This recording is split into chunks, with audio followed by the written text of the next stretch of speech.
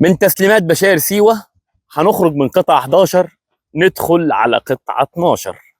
الأستاذ ماجد عبد اللطيف فريد، قطعة 12 قطاع بشاير 2.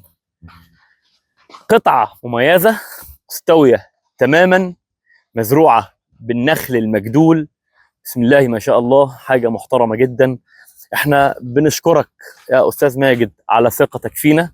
خليك هنا يا كابتن عبده عشان يبقى المنظر العام لقطعة 12. يعني احنا بنصور للراجل قطعة 12.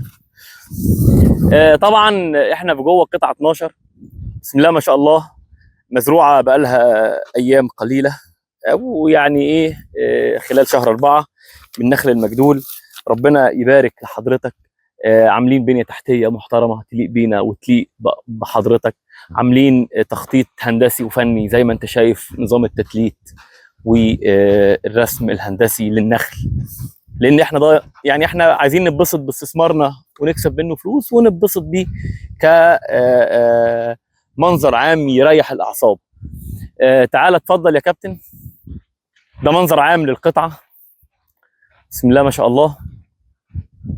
ده المحبس اللي بيتوسط القطعه، كل قطعه فيها 4 محابس، كل محبس بيخدم فدان وربع علشان خاطر نتحكم، يبقى الكنترول بتاع الميه اقوى، يبقى ضخ الميه في الشبكه اقوى.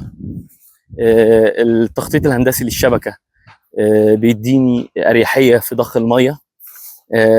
ده المحابس، دول محبسين، ووراهم هناك برضو محبسين بيخدموا فدان وربع يمين وشمال، وهنا فدان وربع يمين وشمال.